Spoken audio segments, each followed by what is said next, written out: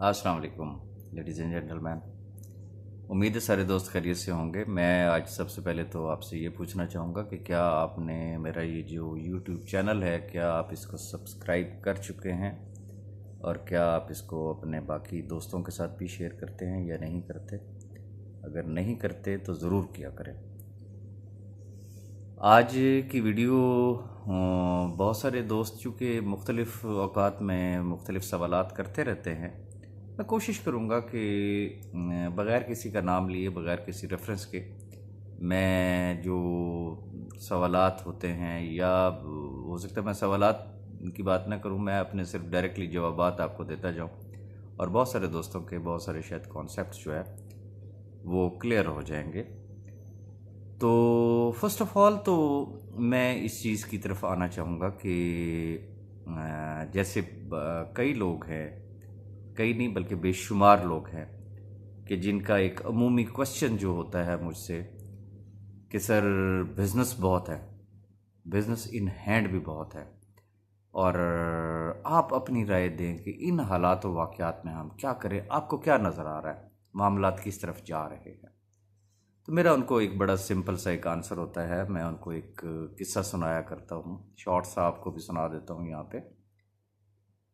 वो कहते हैं कि दरिया की एक तरफ ऊँट था और दूसरी तरफ एक लोमड़ी थी, और लोमड़ी ने आवाज़ दी ऊँट को जो कि दरिया के अंदर था। तो उसने पूछा कि पानी की गहराई कितनी है, तो ऊँट ने जवाब दिया कि मेरे घुटनों तक है, घुटनों घुटनों पानी है। अब लोमड़ी ने भी छलांग लगा दी। अब लोमड़ी जब गई तो फिर दरिया दरिया था, आपको पता ही। खैर किस्सा मुख्तसर ये कि किसी भी तरीके से बच बचा के वो एक जगह जाके चिमटी और उसने आवाज़ दी ऊँट को। उन्होंने कहा कैसे आदमी हो आप, कैसे हो आपके, आप मुझे आप कह रहे हो कि जी घुटनों घुटनों जो है वो पानी है, मैं तो मरने लगी थी, मैं तो डूबने लगी थी। उसने कहा मैंने अपने घुटनों की बात की थी, मेरे घुटनों तक पानी है, मैं आपके लिए तो नहीं कह रहा। तो मेरा सिंपल सा आंसर उनके लिए भी ये है कि ये जितने भी मामलात चल रहे हैं, सबसे पहली चीज़ ये है कि आप खुद क्या हैं, आपका अपना लेवल क्या है, आपका मेंटल लेवल क्या है, आपको इन तमाम चीज़ों से कितनी आगाही है। आप एक बिज़नेस कर रहे हैं, आप कोई जॉब नहीं कर रहे हैं, इट्स योर बिज़नेस। और जब आप किसी बिज़नेस में आते हैं तो फिर आपको ज़ाती डिसीजंस लेना पड़ते हैं, आपको खुद फैसला करना होता है, आपको खुद एनालाइज करना होता है। किसी की बातों में आके कभी भी नहीं चला करते, पॉजिटिवली या नेगेटिवली। मैं उसको बंदों में ही शुमार नहीं करता कि जो किसी की बातों में आके तो वो मोटिवेट हो जाए या किसी की बातों में आके तो वो नेगेटिव हो जाए। No, not at all.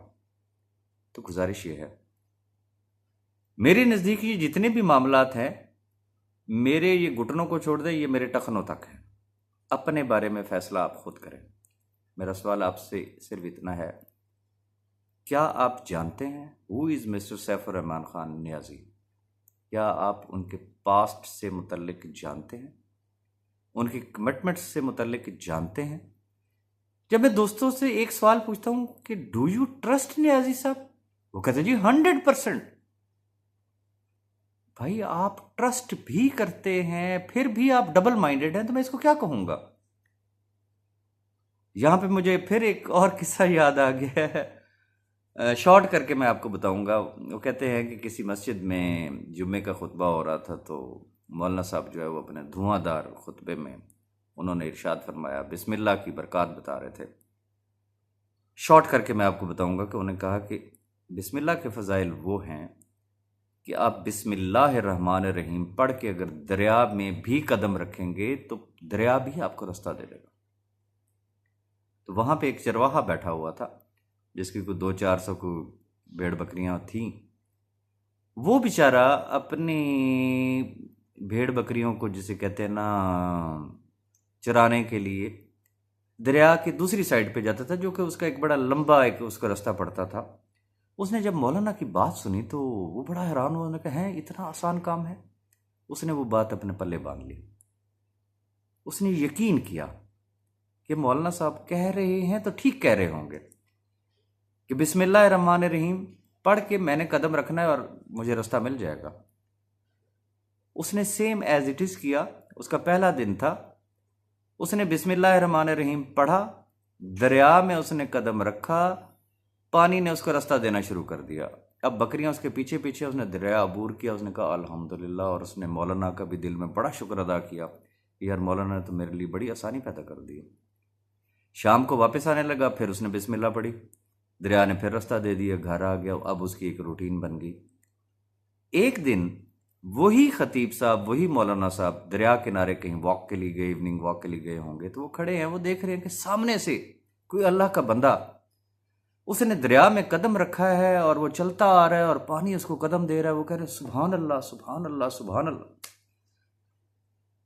चरवाहा जब अपने रेवड़ समेत उस दरिया से बाहर निकला तो मौलाना साहब ने बगैर देखे उसके कदमों में जाके गिर गए कि ए अल्लाह के वली तू कौन है।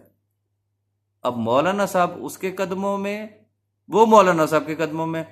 जब दोनों ने एक दूसरे को देखा तो उसने कहा यार आप, उसने कहा जी। उन्होंने कहा ये क्या करामत मैं देख रहा हूं। उन्होंने कहा हजूर आप ही ने तो मुझे फरमाया था। उन्होंने कहा कैसे। उन्होंने कहा जी फलान जुम्मे वाले दिन आपने कहा था कि बिस्मिल्लाहिर्रहमानिर्रहीम की ये बरकत है कि आप बिस्मिल्लाह पढ़े तो आपको दरिया भी रास्ता दे देगा, तो मैं तो बिस्मिल्लाह पढ़ता हूं, मैं आ जाता हूं। मौलाना साहब ने सोचा है कि काम हो गया भाई। खैर, अब मौलाना साहब गए अपने मदरसे, उन्होंने तमाम बच्चों को इकट्ठा किया, सारे आ जाओ। दरिया के किनारे चले गए। जब वहां पहुंचे उन्होंने कहा जी सारे अपनी पगड़ियां उतारो। अब पगड़ियां उतार दी गई। उन्होंने कहा जी आप इसकी गिरा दें और इसका एक लंबा रस्सा बनाएं। रस्सा बन गया। अब क्या करें हजूर। उन्होंने कहा जी मेरी कमर में इसको कस दें जरा टाइट करके। उन्होंने कहा जी ठीक हो गया। अब उन्होंने कहा आप सारे इसको मजबूती के साथ पकड़ लें। उन्होंने कहा जी अब, उन्होंने कहा जी अब मैं बिस्मिल्लाहिर्रहमानिर्रहीम पढ़ के दरिया में कदम रखूंगा, अगर तो मुझे दरिया ने रास्ता दे दिया तो वेल, अगर मैं डूबने लगूं ना तो आराम से आपने मुझे खींच लेना है। तो हमारा ट्रस्ट लेवल है वो। हम ये चाहते हैं कि हमारी कमर के अंदर, जिसे कहते हैं ना कि कोई वो हमें बांध के भी रखे। दूसरी तरफ से हम कहते हैं कि हम ट्रस्ट करते हैं। मैं आपसे सिंपली एक रिक्वेस्ट करना चाहूंगा। स्टॉक एक्सचेंज का बिजनेस, नेटवर्क मार्केटिंग होगी,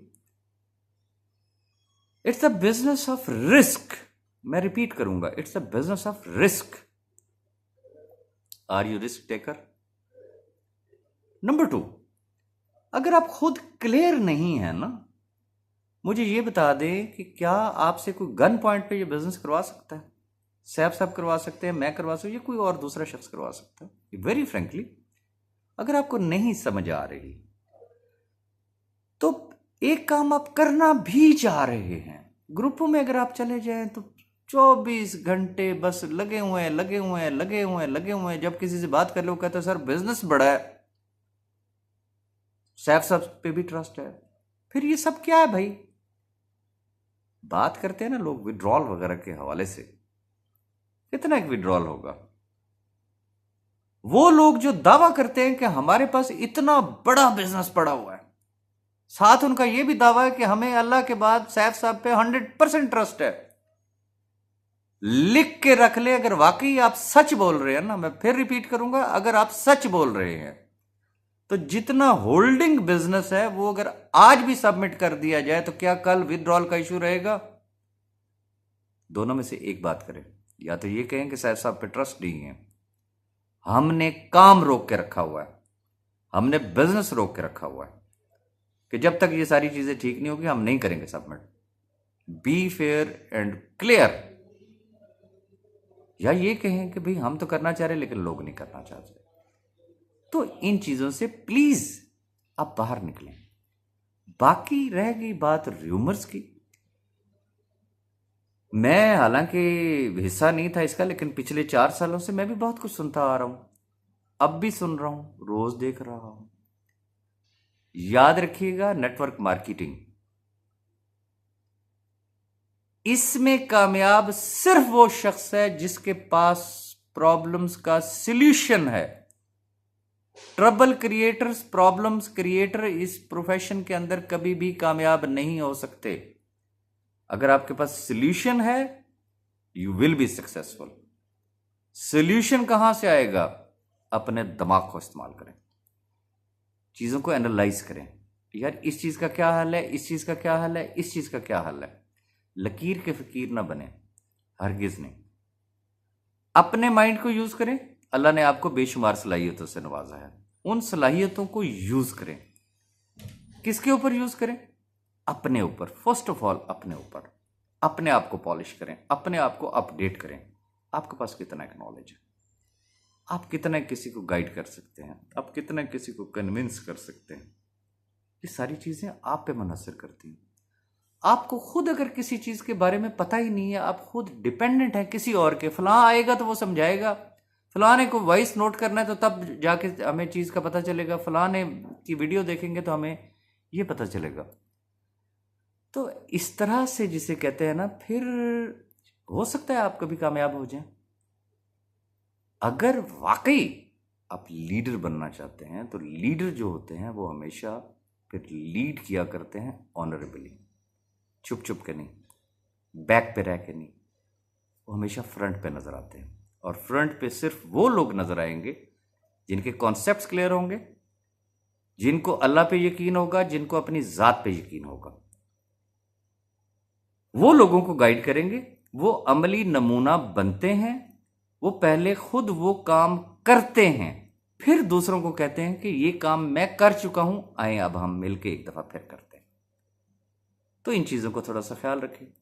फिर कई दोस्त हैं जो ट्रेनिंग के हवाले से बात करते हैं। नो डाउट, इसमें कोई शक नहीं है कि ट्रेनिंग एक बहुत अच्छी चीज़ है और ट्रेनिंग कल्चर होना चाहिए। ट्रेनिंग से लोग बहुत कुछ सीखते हैं, लेकिन मैं अमूमन इवन कि अपनी ट्रेनिंग्स में मैं दोस्तों से एक सवाल पूछता होता हूँ। सवाल बड़ा अजीबो गरीब सा है बहरहाल, लेकिन मैं यहाँ पे भी शेयर कर देता हूँ कि मेरा सवाल एक ही होता है कि मेरे सामने बैठे हुए ऑडियंस में कितने लोग ऐसे हैं कि जिन्होंने लव मैरिज की है। तो बहुत सारे हाथ खड़े होते हैं। तो फिर मैं किसी न किसी का इंटरव्यू ज़रूर करता हूँ, भाई कैसे की। फिर मेरा क्वेश्चन ये भी होता है कि इसमें कभी लितर भी पड़े हैं आपको, चूंकि इश्क बड़ी भैड़ी चीज़ होती है। तो कई मानते हैं कि यस, कई ऐसे होते हैं कि जिन्होंने घर बार छोड़ दिए, बरादरी छोड़ दी, रिश्तेदार छोड़ दिए, सारा कुछ खत्म, तब जाके उनको कामयाबी मिली। मेरा फिर उनसे आखिरी सवाल ये होता है कि भाई ये इश्क मटक्का, ये सारा कुछ, इसकी ट्रेनिंग आपने किस इंस्टीट्यूट से ली थी? फिर सारे हंसते हैं, नहीं जी किसी से नहीं ली। रीजन कि जब आप किसी के इश्क में मुब्तला होते हैं तो मोस्टली लोग जो होते हैं वो इवन कि किसी के साथ शेयर करना भी पसंद नहीं करते। वो उनके ऊपर एक जुनून, एक इश्क तारी होता है, वो दिमाग उनका 24 घंटे उसी पे फोकस होता है। अच्छा अब मिलना है तो मैंने क्या बात करनी है, अच्छा अब ऐसा हुआ तो मैं क्या करूंगा। कोई गुरु नहीं होता, कोई ट्रेनर नहीं होता, कोई उस्ताद नहीं होता। उस वक्त आप खुद ही गुरु होते हैं। तो ये तो आपका रिस्क है, आपकी रोजी है भाई, आपका कारोबार है। इसके लिए भी सेम वही जज्बा चाहिए, वही सारा कुछ चाहिए, तो इंशाल्लाह आपको कामयाबी मिलेगी। मेरी अगर कोई बात बुरी लगी हो तो मैं माजरत चाहूंगा। Thank you very much.